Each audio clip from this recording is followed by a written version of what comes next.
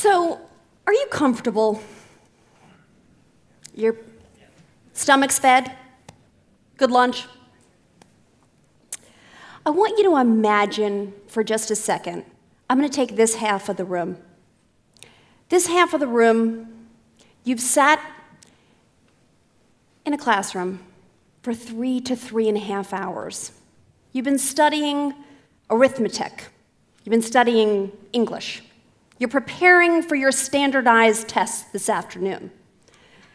You, on the other side of this room, you've actually been in the classroom setting for 6 hours. Only you've been studying science, history, and another thing or two. But imagine this. You didn't have breakfast. You haven't had a snack. You haven't had a physical activity break. In fact, you may actually be starving. How would you perform if it took you anywhere from 3 to 6 hours to have your first meal of the day? You see, that's the reality we live in. Believe it or not, in the United States of America, in our school system today, some kids have lunch at 10:30 in the morning, and some kids do not have lunch until 2 p.m. That meal, that lunch, that 35 million children participate in the federal school lunch program. On average, it accounts for a child's intake, not just their only meal. Oftentimes it is the only food they get. It's 50% of their average daily caloric intake. Without the school building, they may not eat. So let me show you this. That's just one side of the crisis. This is the other. In the United States, only 6 states, as you can see here, offer physical education in every grade. 28 states allow for an exemption. You can substitute PE for other credits. Over 40% of our school districts across the United States have actually eliminated recess. And how about that last statistic? 4% of elementary school kids, 8% of middle school kids, and 3% of high school kids, that's all they do. They only have PE. Only 3%, 8%, 4%. That is the reality. You see, I don't know about you, but if I haven't eaten, if I'm not active, I can't function. As the CEO of the United States' largest health and wellness program, I have the honor of working with 38 million children every single day. And I hear the editorializing, I hear the dialogue about the crisis. But it's so much more personal. I'm a mother. Many of you are parents, or you work with kids. Can you actually look yourself in the eye and be comfortable with the notion that we're going to allow this generation to be identified as the first generation to not live as long as their parents? I'm a mother. In good conscience, I can't live with that. Neither should you. This is a brain This is not some scientific experiment. It's not a cartoon. This is a pre-adolescent child. On your left, that is a kid who is sedentary. Their brain dormant. On the right, that is a kid who has moved for 20 minutes. You see how it lights up? You see how it flourishes? Look at the difference. Do you guys remember studying neurons when you were younger? I do. Your brain has 100 billion neurons. Each neuron connects to another 10,000. And oh, by the way, they pass signals to each other. Trillions of synaptic impulses and connections in your brain. It's equivalent to a computer processing 1 trillion bits per second. Chemistry, electricity, it's going on in your mind as you sit here right now. So why should you care? Because that child on the right, you when you're fed, you when you've been active, your memory, your cognition, your ability to learn is at its highest level. In fact, science actually proves that a child who is nourished and active for just 20 minutes, let alone up to 60 minutes a day, performs at a grade level higher in reading, excels in mathematics, does better on standardized tests, has higher attendance rates and better behavior.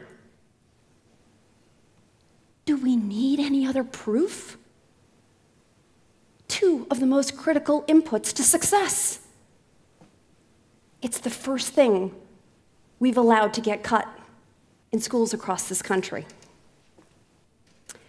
So I said, I'm a mother. This is my youngest. I have 4 kids.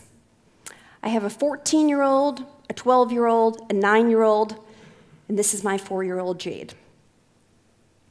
You see, in my house, physical activity is not an option, it's mandatory.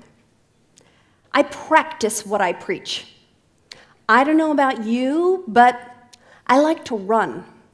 When I run 5 miles a day, it's not just about making sure my body is at peak performance, it's about making sure that my mind is at peak performance. I make sure they do this every day. But look at her. She's my only girl.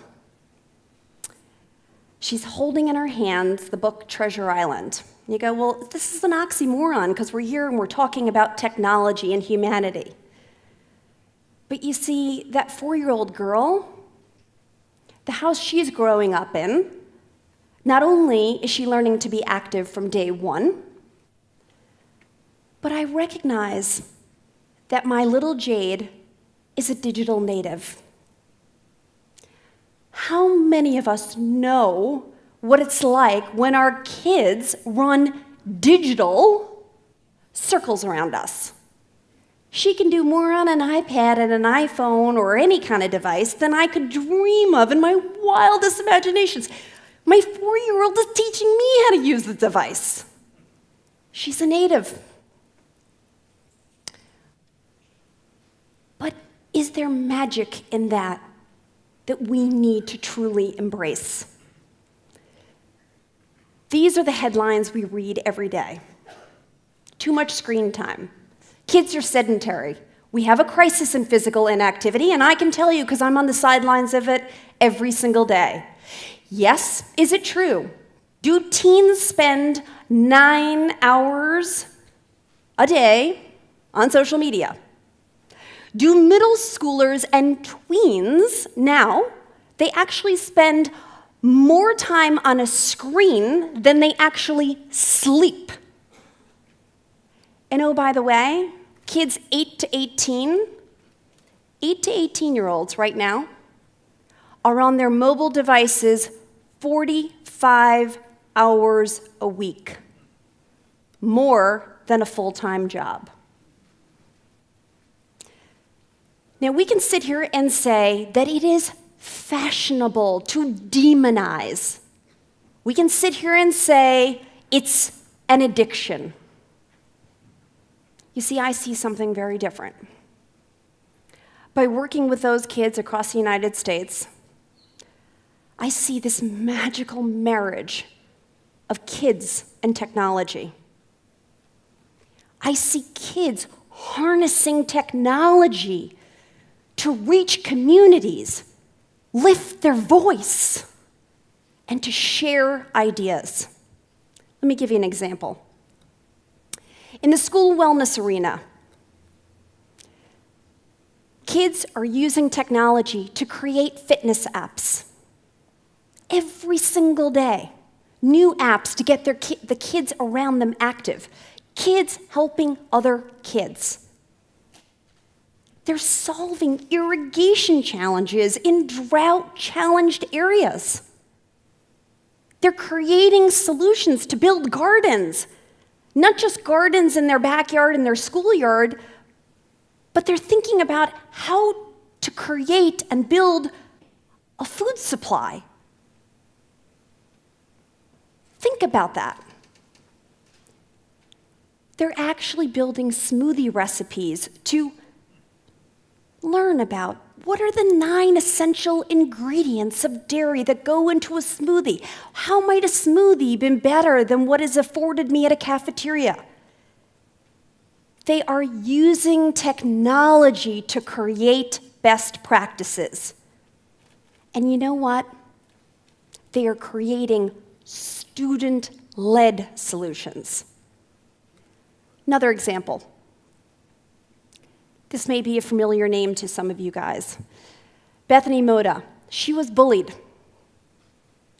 She was bullied so much that she wanted to find an outlet. She started getting bullied at 14 years old.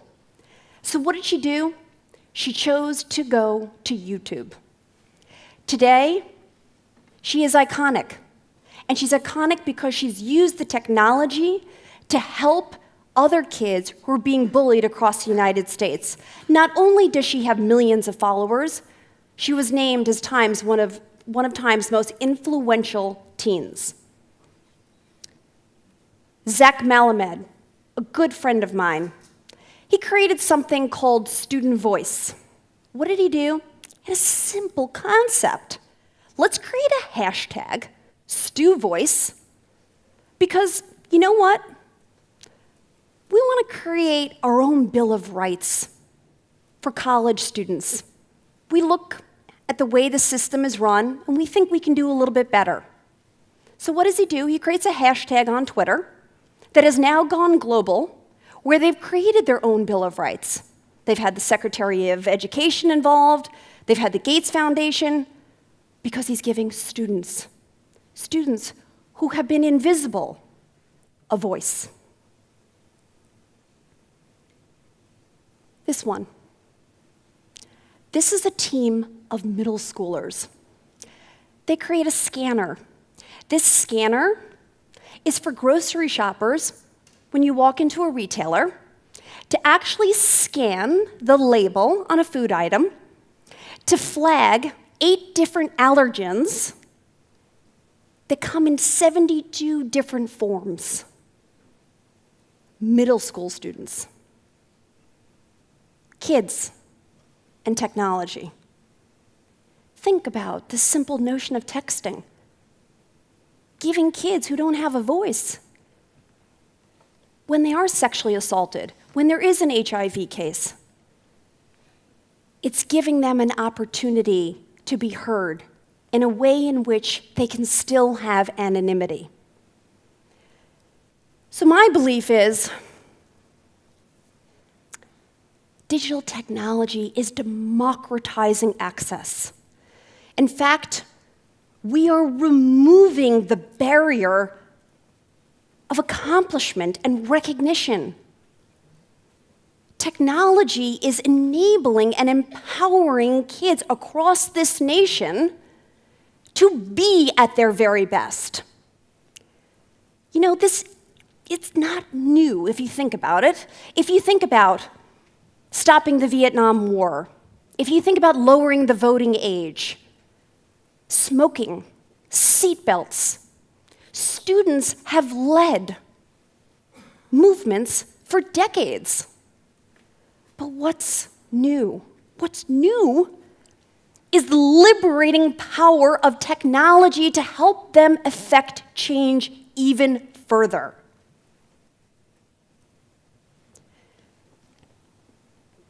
I may be the anomaly,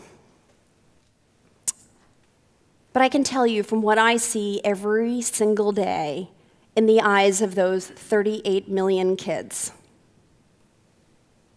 Do we have a crisis in physical inactivity? Do we have a crisis in access to nutrition? Yes. I'm not here to point fingers or to blame. I don't blame technology. I don't blame the educational system. In fact, we need to stop demonizing. Don't demonize social. Don't demonize gaming. Connectivity is a wonderful thing for kids. It teaches them empathy. It teaches them skill development. It's teaching them the importance of productivity. It's teaching them how to problem solve. See, I'm a mother of 4 kids. They've got the devices. But instead of fighting with them, listen to them. Do not bastardize them. Hear them. Ask. Whether it's Minecraft or Pokemon Go or fantasy football. Why? How? What is it teaching them? What could it do? What do those insights, what does that data tell us about behavior, about consumption, about how to solve some of the world's greatest health disparities? You see, I don't want corporate America to apologize.